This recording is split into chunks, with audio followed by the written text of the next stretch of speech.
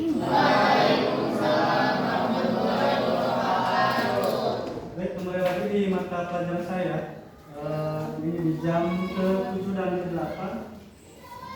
Sebelum kita memulai pelajaran siang hari ini, mari kita bersama-sama mengucapkan basmalah. Bismillahirrahmanirrahim. Setelah 8, setelah 10. Yang masuk siapa? Alika ya? Ya. Alika sakit sama Si Paul. Paul apa ya? Ya. Siapa lagi? Api Jin. TB. Ya, TB Jin. TB Muhammad Lutfi Jin. Siapa lagi? Isna ini sakit. Bagia sakit kan? Ya, Isna ini sakit. Isna ini 2 sakit. Siapa lagi? Udah.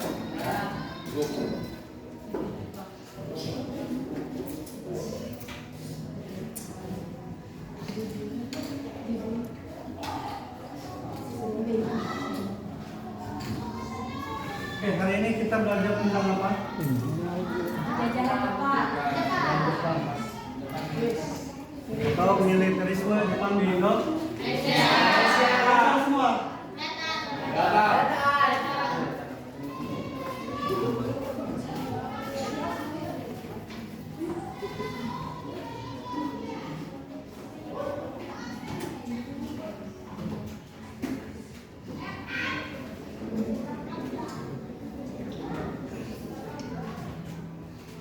Kita sebelum mulai pelajaran, kita sedikit dulu ya. Tolong disebutkan petunjuknya gimana? Sebutkan warnanya. Dari sini ya, dari sini.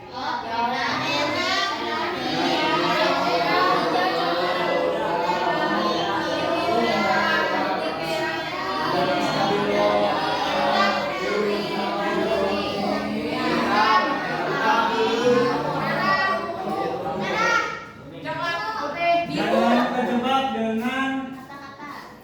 dengan katanya, tapi dengan Warnanya. ulangi.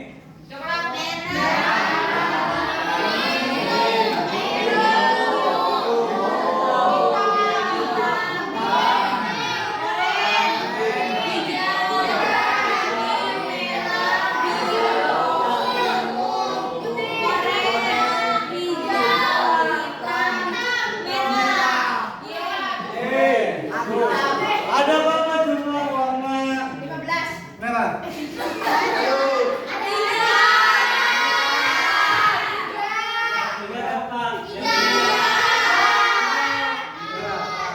Ada berapa warna biru?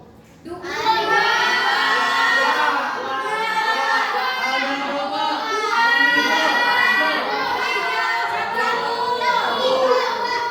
Jumlah semuanya ada berapa warna? Keseluruhan warnanya. 4 warna gak sih? Apa 5? Iya sih. Ada yang jawab 15, ada yang jawab 3. Yang menang yang mana? Wah, coba lihat pertanyaannya. Ada berapa jumlah keseluruhan warnanya? Warnanya bukan tulisannya, ada berapa? 1, 2, 3, 4. 5. Ada? Ada 6. Coba sekali lagi. Ulangi. Itu oranye apa jingga, Pak? Coba lihat bentuknya. Sebutkan warna yang sesuai dengan Tulisannya. Merah.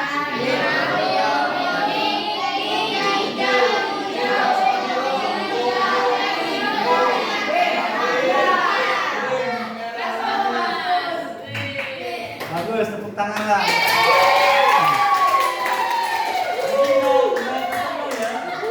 Kalau yang ini berdasarkan tulisannya, kalau yang tadi berdasarkan. Oke, ini tujuan pembelajaran kita pada siang hari ini. Ini bisa kalian dibaca. Kemudian Oke. Perhatikan video berikut ini, nanti bisa kalian catat informasi apa saja yang ada dalam video ini. Saya akan peserta.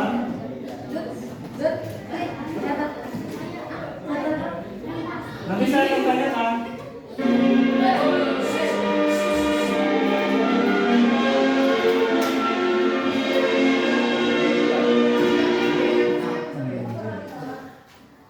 Tidak bisa dipungkiri bahwa Jepang adalah negara budaya yang perannya sangat besar di dunia global, baik dari ekonominya sampai berbagai karya seninya yang menghiasi masa kecil kita semua.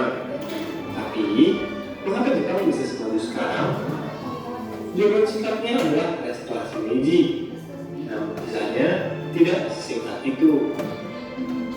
Setelah kegagalannya dalam invasi Korea dalam perang Injing, selama lebih dari 220 tahun, Jepang menutup diri dari perkembangan dunia luar.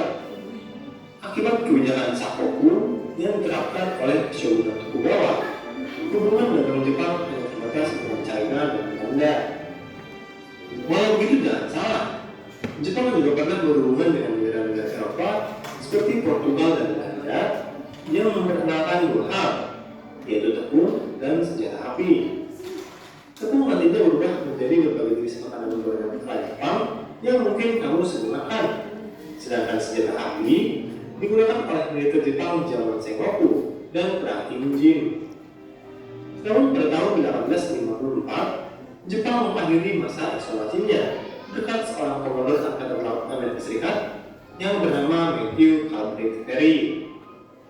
Presiden Amerika Serikat saat itu, Millard Fillmore, mengirim komodor Perry ke Jepang untuk membuka pelabuhan Jepang bagi perdagangan Amerika Serikat yang bertujuan untuk memperluas jaringan Amerika Serikat di wilayah Asia. Dalam ekspedisinya ke Jepang, ia membawa 3 kapal perang uap dan 5 kapal perang lainnya. Pada 8 Juni 1853, armada tersebut sampai di Teluk Edo. Di Teluk Edo, kapal Mississippi menembakkan 73 tembakan kosong untuk merayakan hari kemerdekaan Amerika Serikat. Namun Jepang mengira tembakan itu merupakan ancaman militer, dan alhasil kapal-kapal penjaga milik Jepang langsung mengepung armada Amerika Serikat. Perry meminta agar dirinya dipertemukan dengan Shogun untuk menyampaikan surat dari Presiden Fillmore. Namun permintaan itu ditolak oleh pihak Jepang karena sadar akan kekuatan armada Amerika Serikat yang menjauh di atas kekuatan Jepang. Maka pemimpin senior dulu bernama Alim Hashiro membujuk Shogun agar menerima surat yang dibawa Perry. Akhirnya, Perry diminta mendarat ke Kurihama yang menjerat kaki di pelabuhan dan langsung berhadapan dengan pasukan Jepang yang berjaga di pelabuhan. Setelah surat diterima, dia berjanji akan kembali untuk menjadi Shogun, lalu kemudian berlayar ke Tiongkok. Jepang sadar bahwa kekuatan militer Amerika Serikat jauh di atas mereka. Namun, ia tidak mau kehilangan kedaulatannya jika bersedia menerima permintaan Amerika Serikat. Perdebatan terjadi di Dewan Keshogunan tentang surat Presiden Amerika Serikat yang meminta Jepang membuka pelabuhan bagi kapal dagang mereka. Rapat yang diadakan ternyata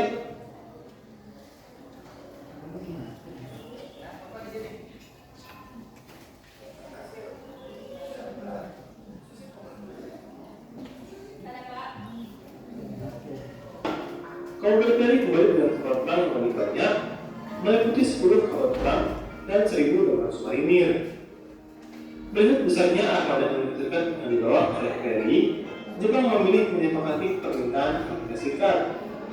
Lewat konvensi Karigawa, Jepang membuka pelabuhan di Shimoda dan Hakodate bagi para pedagang Amerika Serikat serta membangun kantor kedutaan Amerika Serikat di Shimoda. Dengan disepakati dalam konvensi Karigawa, Inggris, Prancis, Rusia, dan negara-negara Eropa lain yang tak mau ketinggalan segera mengikuti langkah Amerika Serikat dan mencari hubungan dagang dengan Jepang, sehingga banyak negara asing yang masuk ke Jepang dan membuat kebijakan isolasi menjadi mutakhir. Rakyat Jepang menganggap perdagangan ini tidak adil dan menguntungkan asing.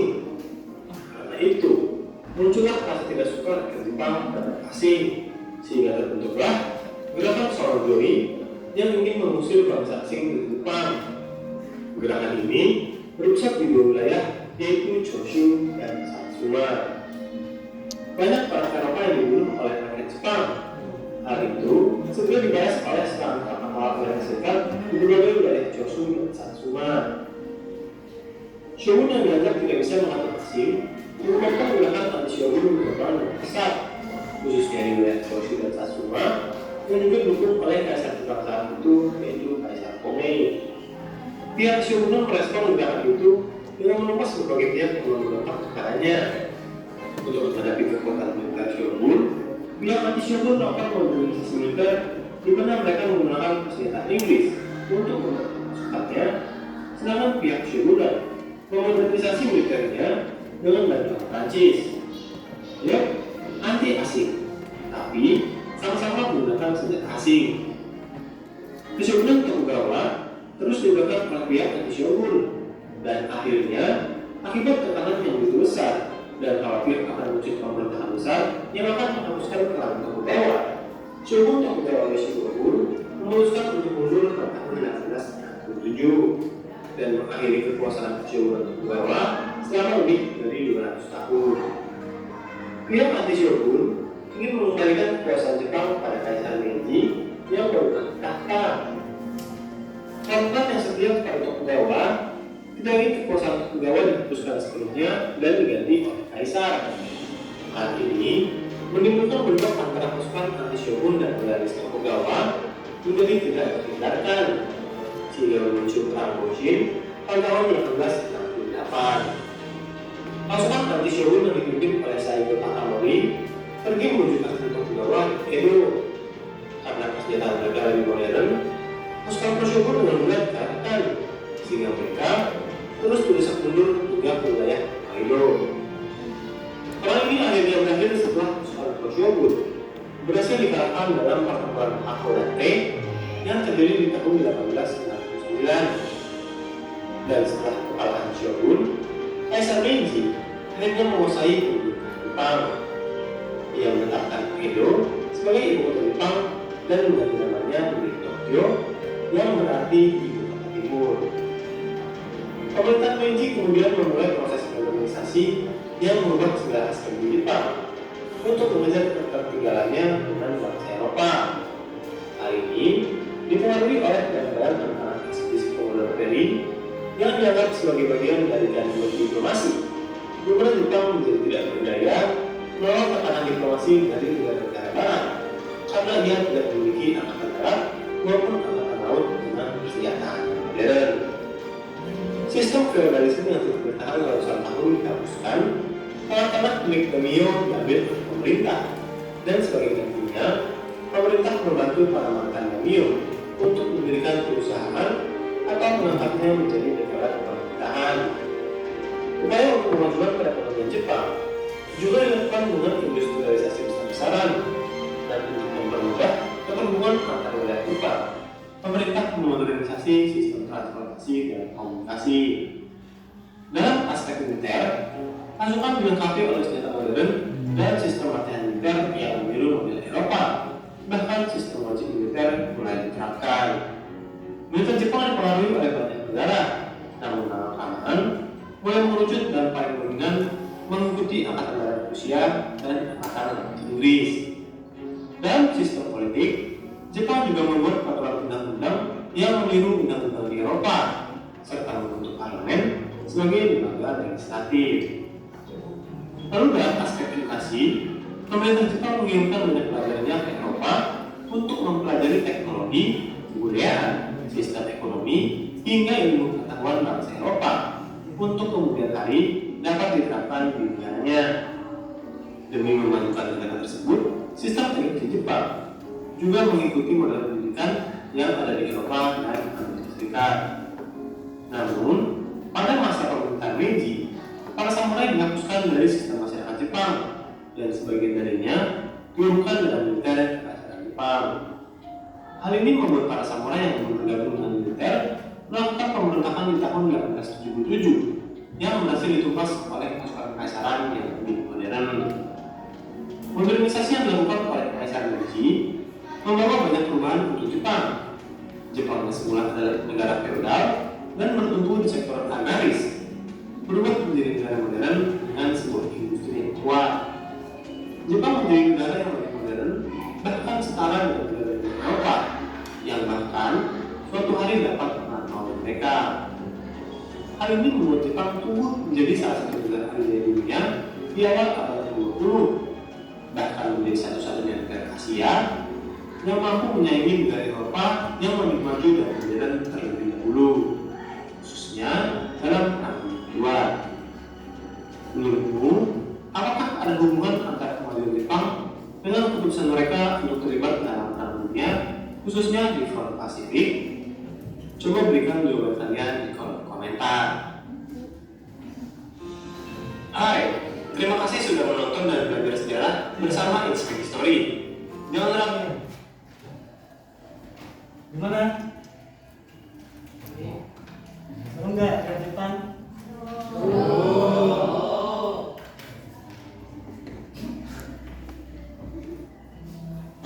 Tadi pada dicatat kan?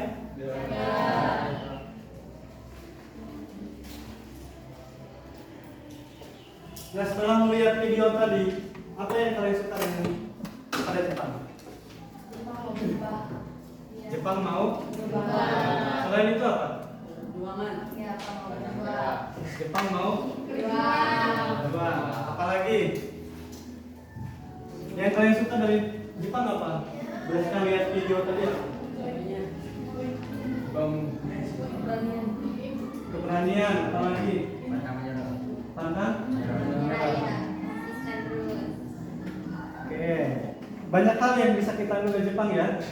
Baik itu kedisiplinan dan etos belajarnya yang tinggi. Oke. Kira-kira ini apa? Kelihatan Pak. One Piece. Ada yang suka One Piece di sini? Enggak.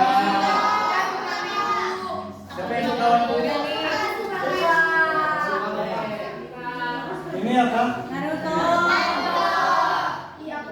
Siapa yang suka Naruto? Ilham. Oke. Ini apa? Jujutsu? Ada yang pernah nonton film? Pernah ya?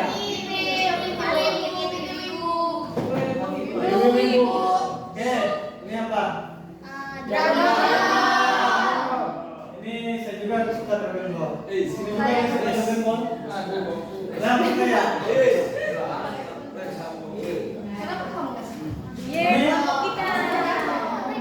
Ini apa? Mungkin ada yang sebagian pernah menonton film ini, ada yang tidak ya. Tetapi ini adalah anime yang memang yang menjadi anime favorit di Jepang dan bahkan di dunia. Termasuk saya juga sering nonton film-film ini, anime semua. Belum lagi nanti ada One Piece dan lain sebagainya. Oke. Kita bagi setelah ini beberapa kelompok. Siapa yang di sini yang ingin di kelompok yang suka One Piece? Oke. Ambil. One Piece. Yang Dragon Ball, ada yang suka Dragon Ball? Oke, Dragon Ball. Kemudian yang suka JK, Jujutsu Kaisen. Yang suka Boruto?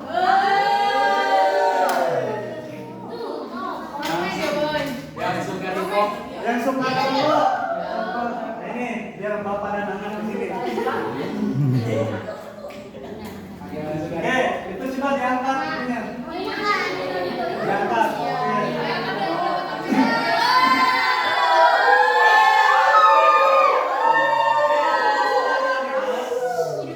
Saya bagikan yang APD ini, yang sudah di sini ada soal atau yang mesti kalian kerjakan, nanti itu dipresentasikan.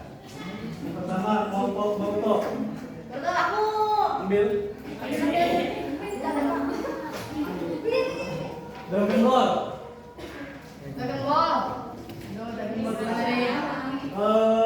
Jujutsu Kaisen. Kemudian Naruto. dan Martis. Oke, di petunjuknya lihat dulu di apa di situ. Silakan dibaca dulu. LK-nya. Silakan ditulis dulu nama kelompok kalian masing-masing di situ. Dituliskan.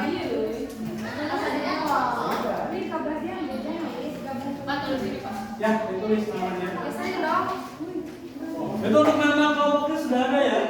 Tinggal nama anggota kelompoknya ditulis.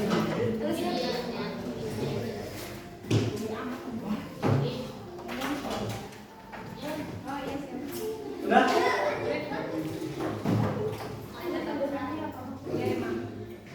Sudah semua? Belum ya?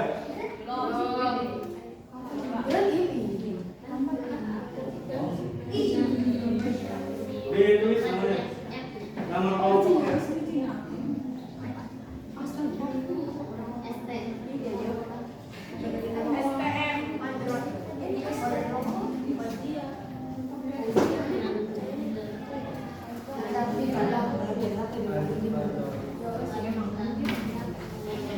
Sudah ditulis? Kemudian coba lihat itu ada berapa tugasnya? Dua. Kalau yang soal yang pertama itu sama dengan yang lain. Soal yang kedua itu beda ya. Yang pertama untuk kelompok One Piece itu nanti kalian mengkaji tentang dampak penjajahan Jepang dalam bidang sosial. Kemudian kelompok Naruto mana? Kelompok Naruto itu menjelaskan tentang dampak penjajahan Jepang di bidang ekonomi. Sesuai nggak pertanyaannya? Sesuai. Oke. Kelompok 3 Jujutsu Kaisen itu tentang bidang pendidikan. Dan kelompok Dragon Ball untuk ini itu dampak penjajahan Jepang dalam bidang pemerintahan. Dan kelompok terakhir kelompok itu dalam bidang budaya. Oke. Sampai sini yang ditanyakan untuk jobnis pengerjaannya. Pak, ini rute atau petanya ini terkait ini kan militerisasi Jepang. Ya, jadi kedatangan Jepang ke Indonesia itu melalui jalur mana saja? Yang pertama itu kan jelaskan rute atau peta perjalanan Jepang ke Indonesia. Jadi dia sebelum ke Indonesia kemana dulu? Silakan nanti kalian cari di buku paket atau di internet di sumber yang lainnya masing-masing dokternya. Kemudian hasil dari diskusi itu kalian tuangkan di sini di kertas ini kalian tuangkan. Jadi saya kasih waktu 15 menit cukup ya, karena nanti setelah itu dipresentasikan. Oke, silakan dikerjakan.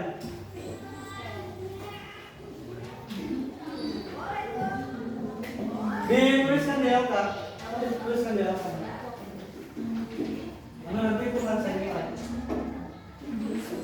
Nilai kelompok itu nilai individu.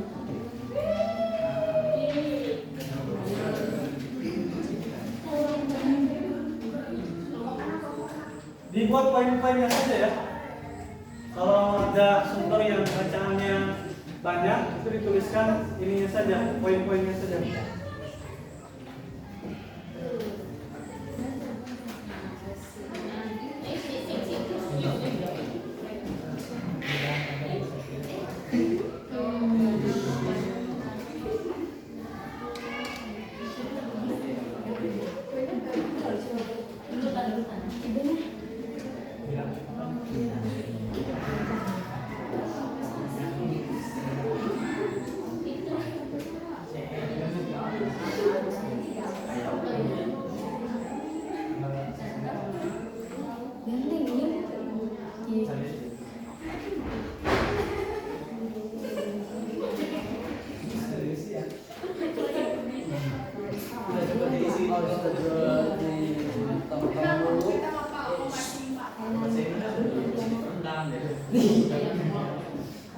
Berisik mulu itu LKPM itu yang mengganti teman-teman. biasakan Yang saya ambil itu.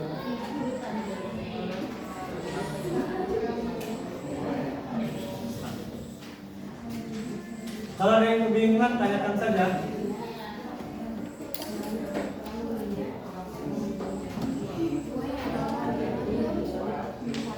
Panggung juga yang ngomong.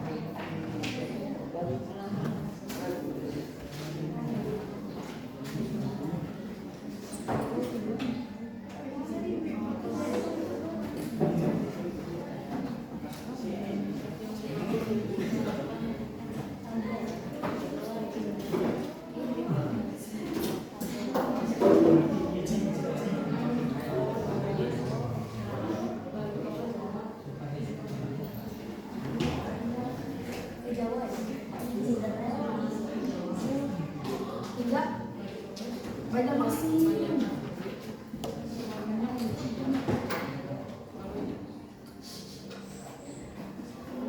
Sini. 15 menit ya. Ya. Emang apa?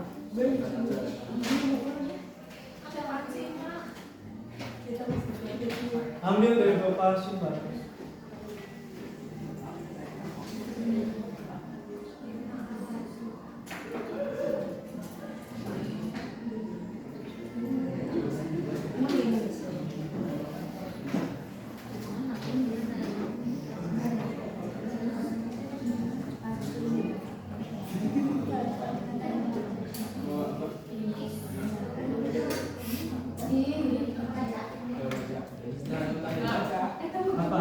Ini dampak pendidikan Jepang dalam bidang pendidikan itu di Indonesia apa hanya di Indonesia apa di mana? Di Indonesia.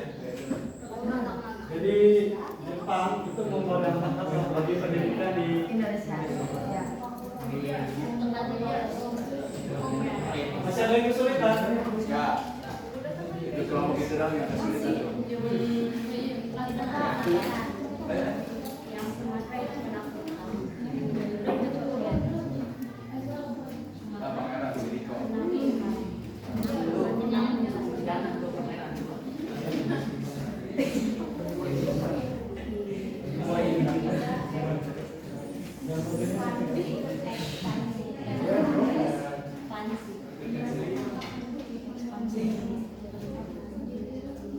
Hasil diskusinya dituangkan di situ ya.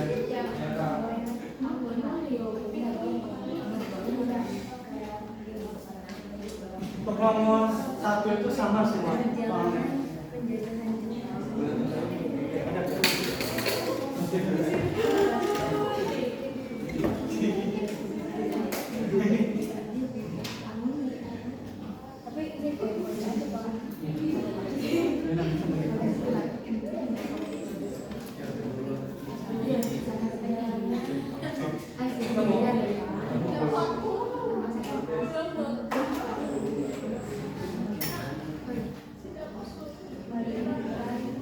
Oh, batu mana?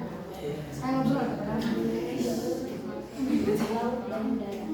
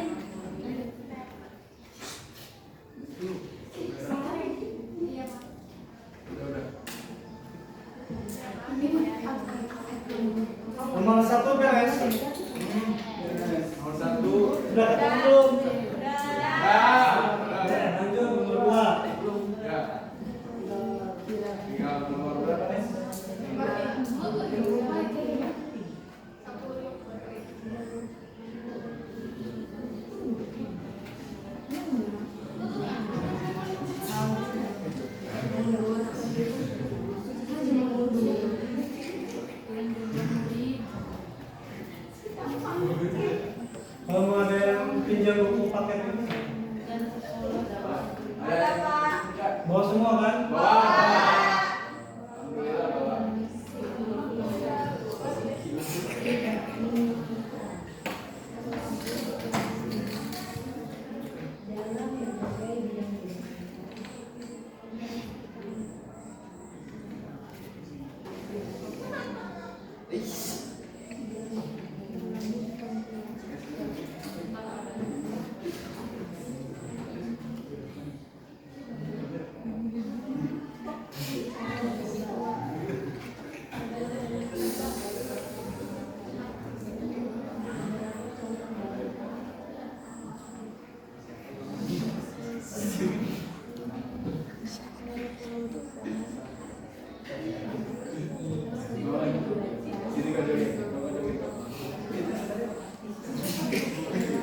Nanti setelah itu dikerjakan, nanti dipresentasikan dari panitia untuk yang lain ya.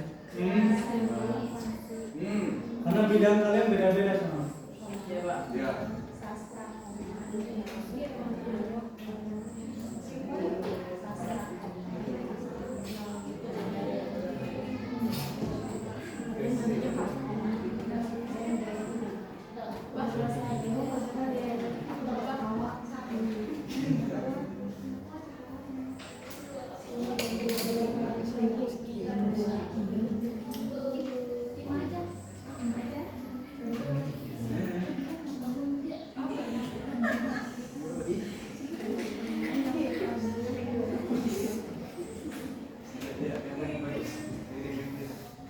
Bikin semua ya. Nanti presentasi kalian bikin ini dulu semua ya. Ya. Sampai ada apa? Semboyan bahasa Jepang. Jagoan. Buat saya yang penting kita saja. Nah, sebelum presentasi ada jagoan dulu. Wih, jagoan bahasa Jepang.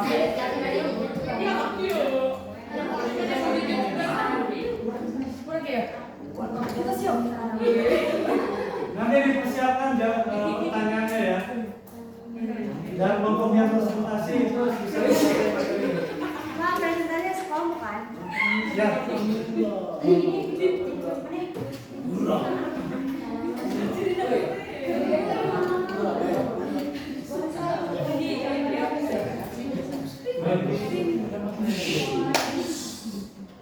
Ada bagiannya.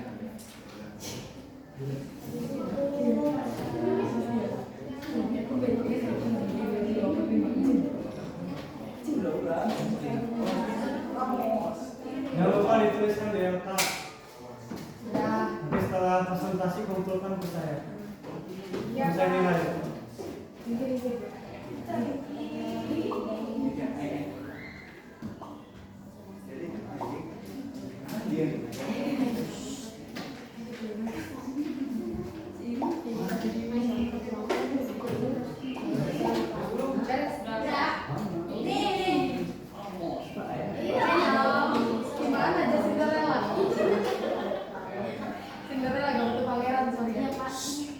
Sini mah ada pangeran satu. Ini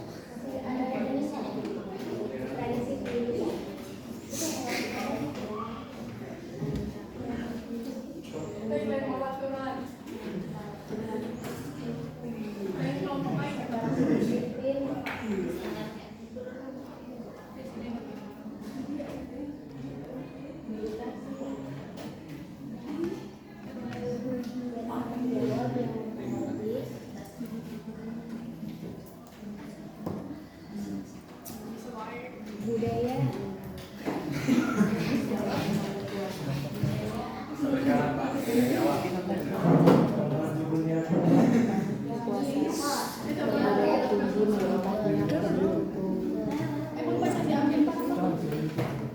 Korban juga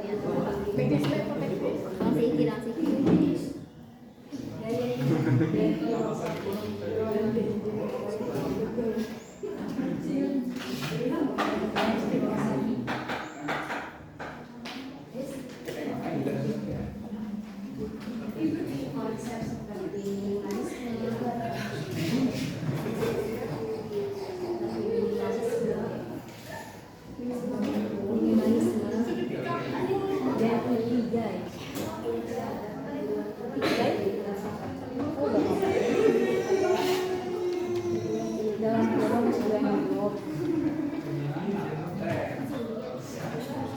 dari budaya Jepang.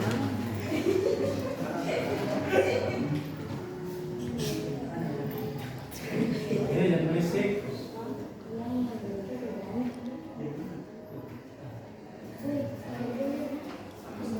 Pengaruh besar terhadap dunia Indonesia.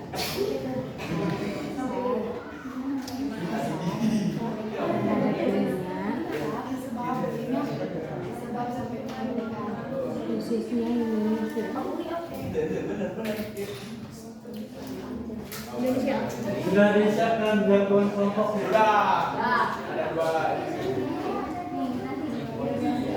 Nanti sebelum presentasi di tampilkan ditampilkan.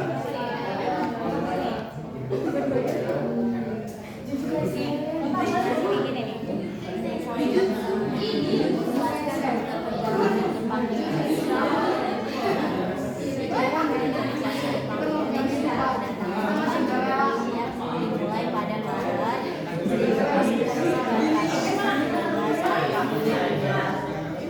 mereka berpapasan dengan beberapa peristiwa. Ada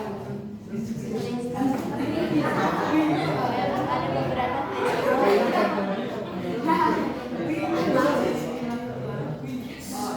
Ini apa peristiwa? Peristiwa benci soal invasi ke Indonesia. Nanti ini mana nih?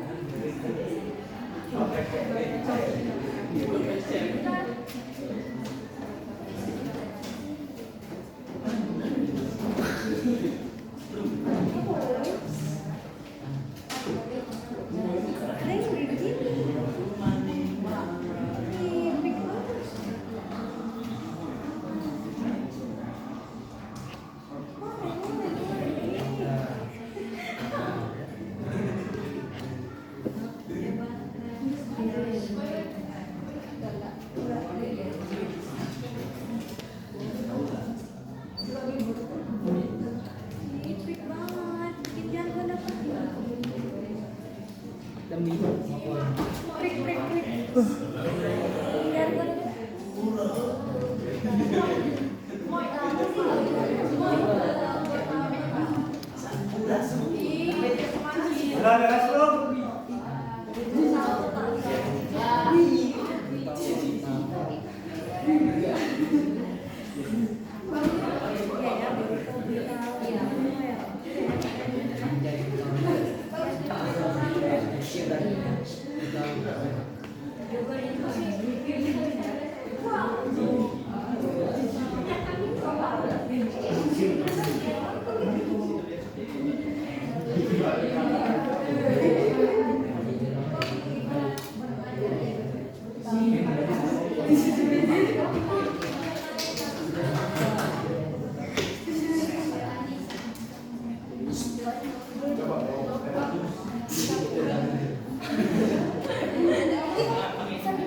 Oke, sudah semua? Oke, kalau sudah semua, kita minta mau kelompok siapa dulu yang terakhir? Mantis. Siapa yang siap? Oke, kita berikan waktu kepada kelompok Mantis untuk menentukan.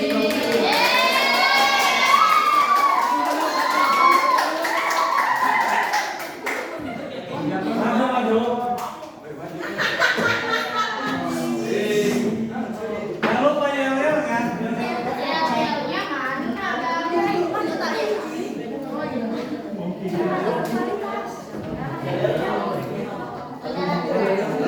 Itu bisa narik kata matanya keluar maju. Oh, maju keluar dari. Itu bisa narik kalau semua. Oke, di sini tengah. Mana ininya, nama kelompok ininya? Oke, silakan angkat diri. Oh, kertasnya tengah. Sebelah sini, sebelah sini. Salam dulu aja. Dadah, perhatikan. Selamat kalian semuanya. Assalamualaikum warahmatullahi wabarakatuh. Oke, jadi kita bakal mempresentasikan hasil diskusi kita semua tadi. Tapi sebelum presentasi dari kelompok kita itu ada jadwalnya loh teman-teman. Ya, kita jalan dulu ya. Silakan dipimpin jadwalnya. Ya, siap di mana? Siap.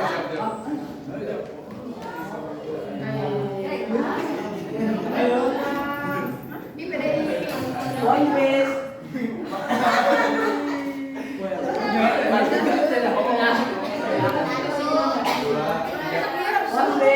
Vamos.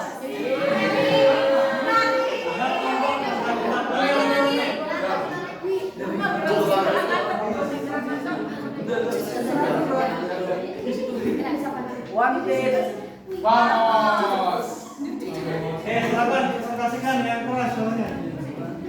Oke, jadi ada beberapa poin yang dapat yang sudah kami diskusikan. Yang pertama yaitu ada rute perjalanan Jepang ke Indonesia dan ada dampak penduduk Jepang dalam bidang sosial. Kita bakal mempresentasikan yang pertama dulu yaitu rute perjalanan Jepang ke Indonesia.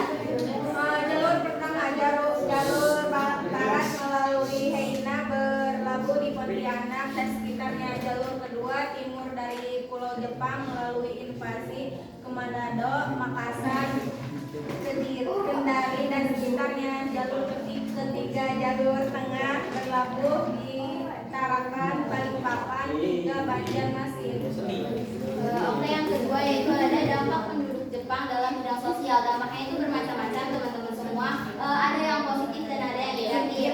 Yang pertama itu ada secara umum dampaknya itu ada perkembangan terhadap kerja bakti massal dan kegiatan lainnya yang memunculkan sikap persatuan dan kesatuan. Dan ada dampaknya itu masyarakat di Indonesia dijadikan romusa atau mereka itu disuruh kerja paksa sehingga banyak korban kelaparan dan terkena penyakit karena kerja paksa tersebut. Selanjutnya adanya kinrohasi atau penyerahan bahan pangan makanan rakyat secara besar-besaran untuk kepentingan militer Jepang.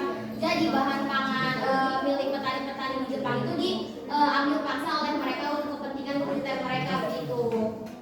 Dan menjadikan mereka semua kelaparan. Yang selanjutnya ada pelaksanaan Jukun Yanfu. Pelaksanaan Jukun Yanfu ini di mana para gadis itu dipekerjakan sebagai wanita penghibur untuk penguas nafsu militer Jepang. Banyak gadis ditipu oleh orang Jepang dengan dalih bekerja sebagai perawat dan disekolahkan. Tetapi mereka dipaksa buat melayani para kompeten di Jepang. Biasanya para wanita ini disekap di camp-camp orang Jepang yang sepi-sepi gitu, teman-teman. Terus ada sulitnya berkomunikasi antar pulau-pulau dan luar negeri karena Jepang mengendalikan saluran informasi kita. Dan selanjutnya ada sistem kerja bakti yaitu kinrohoshi, sehingga di sini tuh sebenarnya dapat menguatkan rasa persatuan karena diterapkannya semangat Jepang yaitu Nippon Shishin. Dan yang terakhir yaitu ada pergantian nama-nama kota berbahasa Belanda menjadi bahasa Indonesia seperti Batavia jadi Jakarta, Tensor jadi Bogor. Begitu teman-teman semua dampaknya dan rutenya. Sekian dari kita. Apakah ada yang ditanyakan? Sok, apa yang ada ditanyakan? Apa ada yang ditanyakan? Atau mungkin ada yang tidak setuju dengan yang sudah dijelaskan, ada yang menambahkan?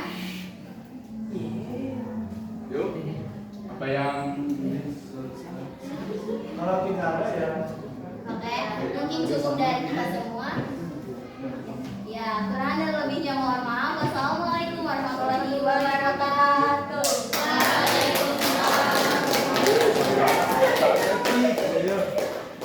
Kelompok selanjutnya, kelompok siapa? Naruto, mana? Ayo, kelompok Naruto. Kelompok Naruto, maju.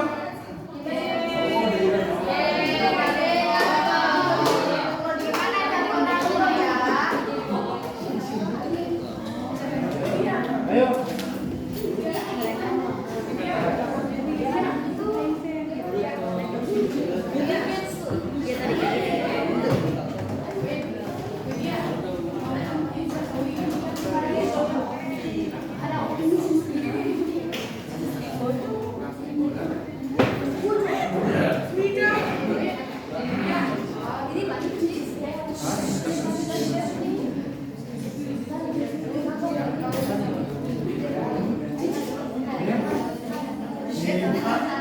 Assalamualaikum warahmatullahi wabarakatuh.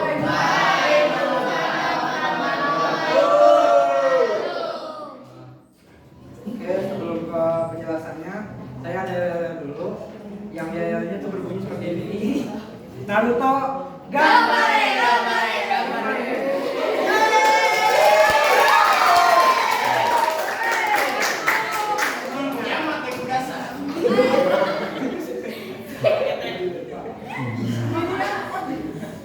Oke, berdasarkan hasil diskusi tadi yang sudah kita bahas, yang pertama itu yaitu jelaskan rute atau peta perjalanan Jepang di Indonesia. Yaitu jalur pertama yang Jepang ke Indonesia melalui jalur pertamanya yaitu jalur barat melalui Hainan yang berlabuh di Pontianak dan sekitarnya. Yang jalur kedua adalah jalur timur dari Pulau Jepang melakukan invasi ke Manado, Sumatera, dan sekitarnya. Dan jalur yang ketiga, jalur yang terakhir yang berlabuh di Tarakan, Balikpapan dan Banjarmasin. Oke, selanjutnya adalah dampak penduduk Jepang terhadap perekonomian di Indonesia, terutama yaitu dampak adalah eksploitasi sumber daya alam oleh pemerintah Jepang.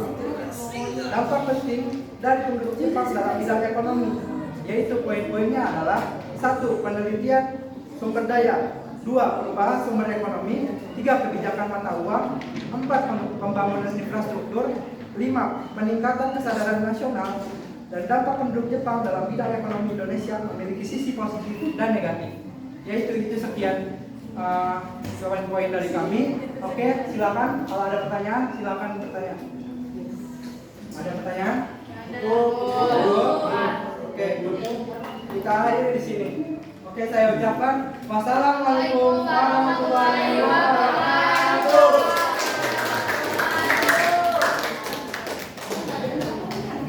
Terima kasih kelompok Naruto. Kelompok selanjutnya Jujutsu SMP.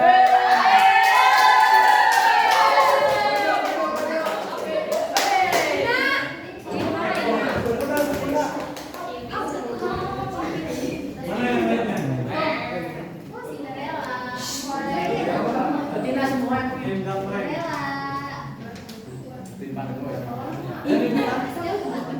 Assalamualaikum warahmatullahi wabarakatuh.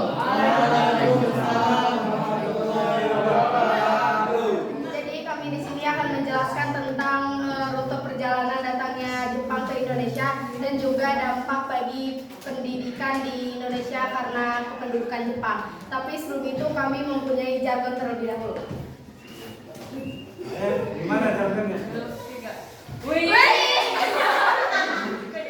Yang benar ya. We are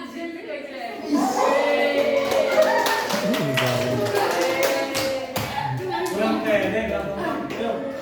Ya.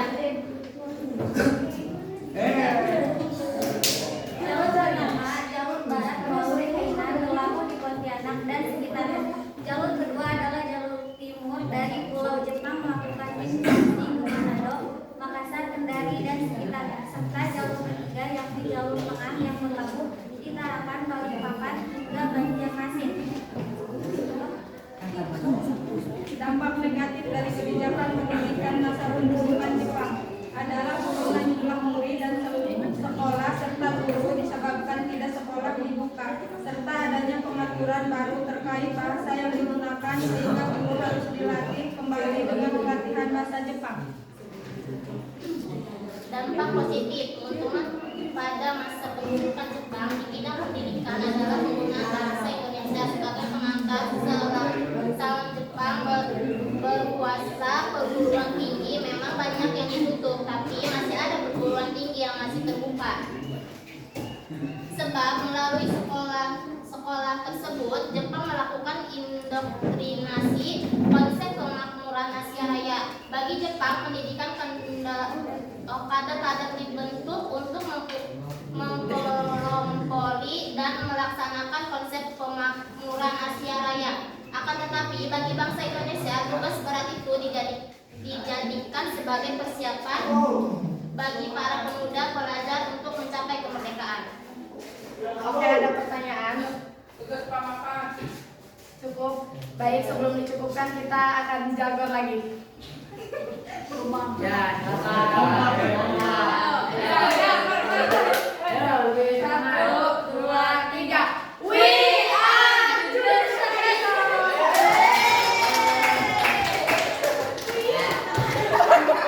Terima kasih. Jujutsu.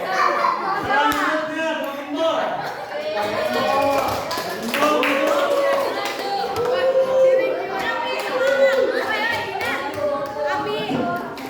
Abi semangat.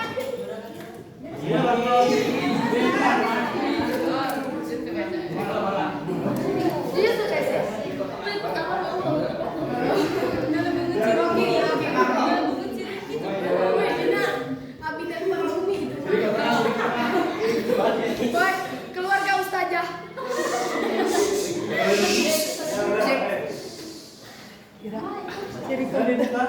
Assalamualaikum warahmatullahi wabarakatuh.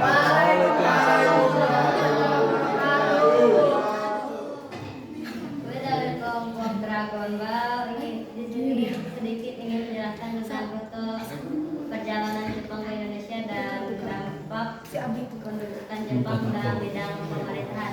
Yel-yelnya mana? Yel dulu dong.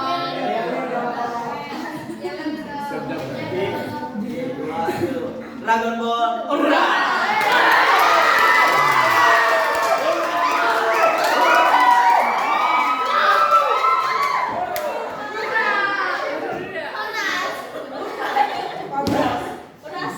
Jadi nomor 1, jelaskan rute peta perjalanan Jepang ke Indonesia.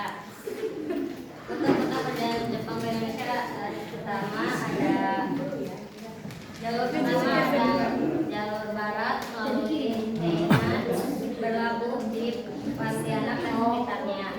Jalur kedua ada jalur timur dari Pulau Jawa ke Manado, Makassar, Kendari, dan jalur ketiga adalah jalur tengah yang berlabuh di Tarakan, Balikpapan hingga Banjarmasin. Yang kedua, dampak pendudukan Jepang dalam bidang pemerintahan. Banyak orang-orang Indonesia memiliki jabatan-jabatan tinggi dalam pemerintahan seperti kepala departemen dan daerah. Sini kodok. Struktur pemerintahan berdasarkan kaidah Jepang, adanya angkatan laut dan darat. Kebijakan lainnya adalah melarang, membubarkan, dan melarang aktivitas semua organisasi politik yang bukan dibentuk oleh pemerintah Jepang. Sekian, ada yang menanyakan? Yel lagi. Banyak banget nih. Yel lagi dong. Candu semuanya. Ayo dong.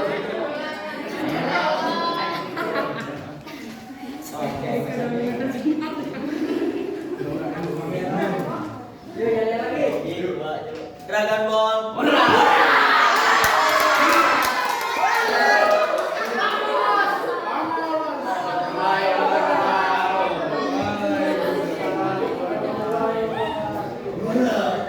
Selanjutnya kelompok terakhir.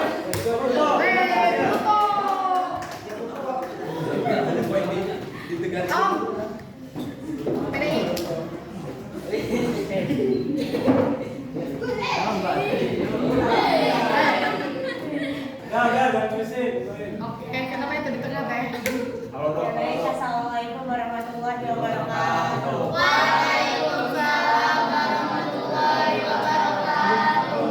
Kami dari kelompok Binto akan menjelaskan apa sih rute perjalanan dari Jepang ke Indonesia dan dampak penduduk Jepang dalam bidang budaya.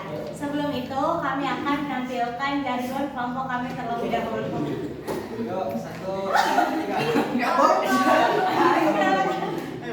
Aduh. 1, 2, 3.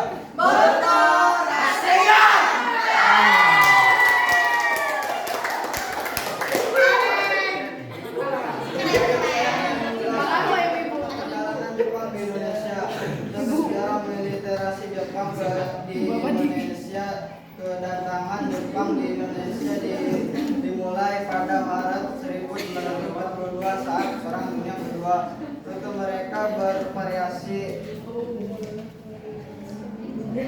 tergantung pada pergerakan pasukan dan strategi militer, namun ada beberapa peristiwa kunci selama invasi Jepang ke Indonesia.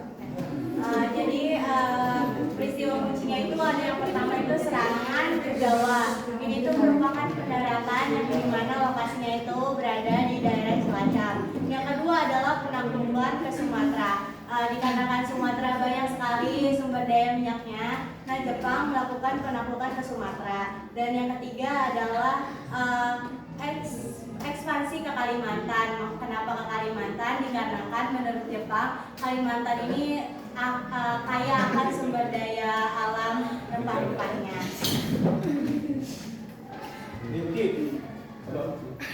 Perjalanan penjajahan Jepang melibatkan penggunaan jalur laut dan udara.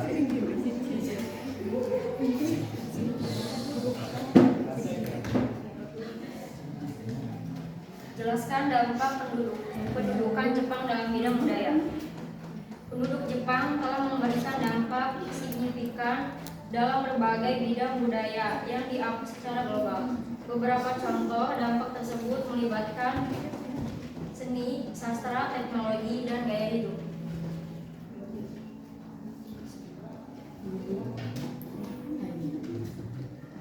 Satu, seni dan budaya tradisional. Jepang terkenal dengan ukiran kayu, bonsai, seni tanaman, kerajinan tangan.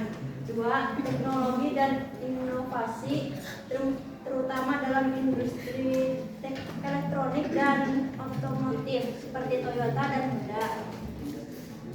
Tiga, kontemporer dan pop budaya. Jepang terkenal dengan industri hiburan seperti anime, manga, dan musik Jepang. Empat, tradisi pendidikan seperti disiplin, dedikasi, dan tanggung jawab. Budaya dalam negeri. 5. Gaya hidup dan filosofi. Konsep seperti minimalisme, ikigai, tujuan hidup dari budaya Jepang yang memberikan pengaruh besar terhadap dunia, khususnya Indonesia. Cukup sekian presentasi dari kelompok kami terkait dampak dari penduduk Jepang ke Indonesia dan bursa perjalanan. Ada yang ditanyakan? Jangan lagi.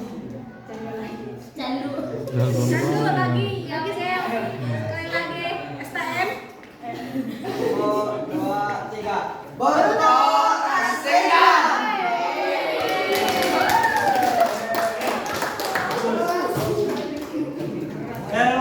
PD-nya yang tadi dikumpulkan.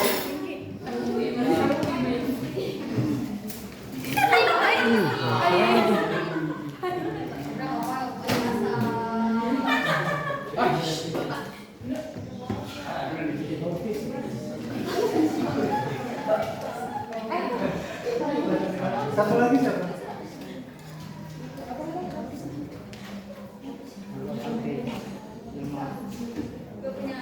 Oke, tadi ada beberapa dampak yang sudah kalian jelaskan. Ini bisa kalian lihat, ini peta kekuasaan Jepang atas Indonesia. Kalau tadi dilihat itu kan ada 3 kekuasaan ya. Wilayah 1 Jawa dan Madura, wilayah 2 Sumatera, wilayah 3 Kalimantan, Sulawesi, Maluku, Bali, dan Nusa Tenggara. Apa itu? Osamu Seirei adalah undang-undang yang dikeluarkan oleh Panglima Tentara ke-16. Ini beberapa aturannya. Kemudian ini susunan pemerintahan militer Jepang. Yang paling tinggi berarti apa? Gun Shirekan. Di bawahnya ada Gun Seiken. Dan yang ketiga itu adalah Gun Seibu atau koordinator pemerintahan menjaga ketertiban. Kemudian ini 3A. Ini sudah kita bahas ya. Juga sudah kita bahas ya kemarin. Iya, Pak. Semendan, Kegoda, Desa Tiongkok.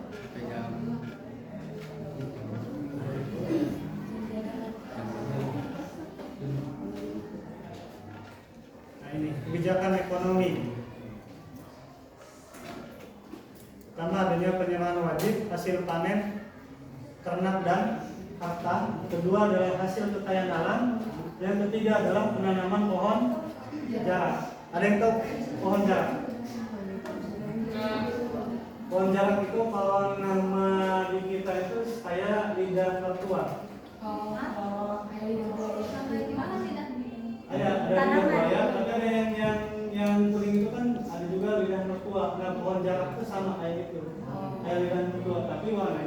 hijau seperti lidah buaya. Itu untuk apa? Itu untuk tambang, perkebunan dan hasil ikan.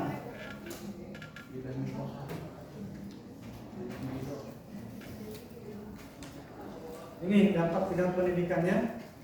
Kalau pada masa Belanda, Jepang pada masa pendidikan sangat diperhatikan. Bahasa Indonesia mulai dipergunakan, sedangkan bahasa Jepang dipakai sebagai bahasa wajib. Jadi kalau zaman Belanda itu bahasa Indonesia itu dilarang banget, nggak boleh digunakan pada masa Belanda. Kalau pada masa Jepang, bahasa Indonesia itu digunakan dan bahasa Jepang itu masuk ke dalam pembahasan pelajaran wajib di sekolah. Jadi kalau ingat masa Jepang itu kita belajar bahasa Jepang. Tapi bahasa Belanda itu dilarang. Kalau zaman Belanda bahasa Indonesia nggak boleh, yang diwajibkan adalah bahasa Belanda.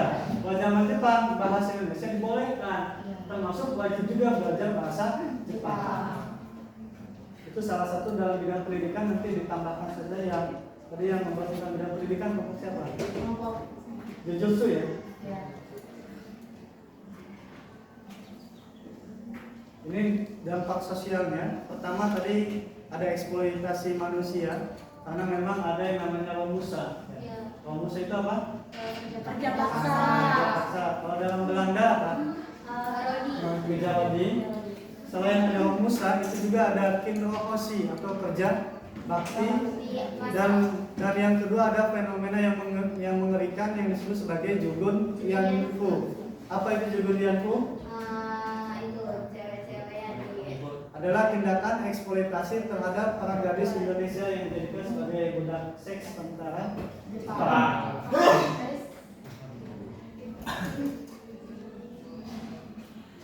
Ini sudah tadi ekonomi perang. Nah ini dampak penjajahan Jepang hingga sekarang yang kita rasakan. Pertama bidang militer, Jepang secara tidak langsung membantu bangsa Indonesia menjadi lebih kuat. Karena dengan dibentuknya organisasi dari Keibodan, Ujinkai, Senendan yang dilatih oleh Jepang, itu menjadikan bangsa Indonesia yang awalnya tidak paham militer itu bisa dipaham. Karena memang dididik langsung oleh Jepang. Jadi Jepang memanfaatkan orang Indonesia untuk kepentingan perang Asia Pasifik dan perang dunia kedua. Indonesia memanfaatkan Jepang dalam ilmu pengetahuannya terkait bidang militer. Jadi saling memanfaatkan atau simbiosis mutualisme.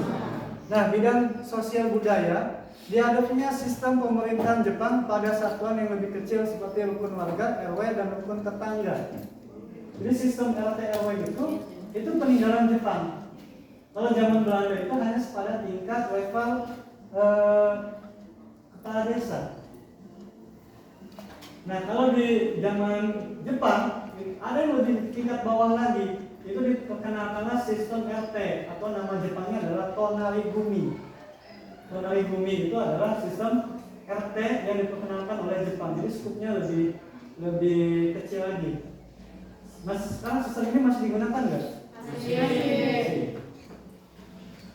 Ada di kampungnya yang tidak menggunakan RT RW ada? Tidak. Oke, itu saja ya. Sampai sini ada yang ditanyakan? Jadi kalau tidak ada, kita cukupkan dengan sama-sama mengucapkan hamdah. Alhamdulillahirobbilalamin. Terima kasih. Kasih ya. Waktunya ya. Di sini bagian ucapi biologi. Ya.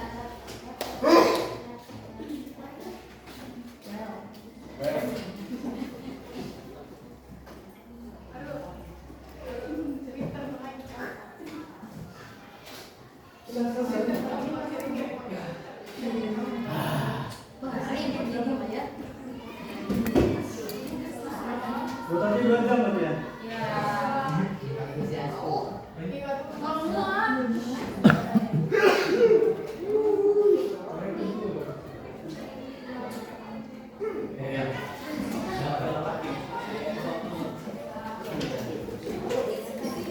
Ngomong-ngomong ya, ngomong-ngomong dia efektif. Sedikit apa? Hah? Sedikit ada ikut. Oh, saya tonton. Benar Pak. Belum ya, mau tadi coklat mana? Pak Eka.